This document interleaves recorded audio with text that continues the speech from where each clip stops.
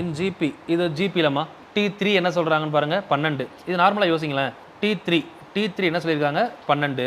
T4 இருக்குது, T5 இருக்குது, T6 இருக்கா.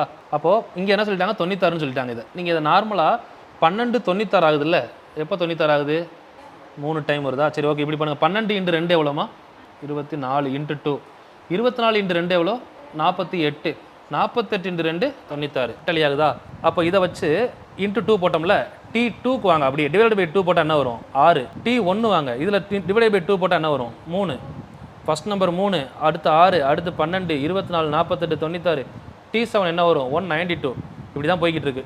சீரியஸாக கண்டுபிடிச்சாச்சு. இப்போ பொது விகிதம் என்ன சொல்கிறாங்க 3. நமக்கு பொது விகிதம் என்ன வருது ஆர் வேல்யூ 2 தானே வருது. 2ஆல் தானே பெருக்கிட்டே போகிறோம். அப்போ 3 தப்பு. ஆப்ஷன் ஏ தப்பு. இதில் முதல் உறுப்பு 3 கரெக்டா. ஆமாம். T2 எத்தனை 6 தானே.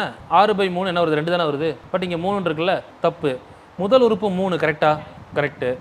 T4 வந்து பாருங்கள் 24, இதுவும் கரெக்டு. T7 பாருங்கள் 190, அதுவும் கரெக்டு. ஓகேவா. 25.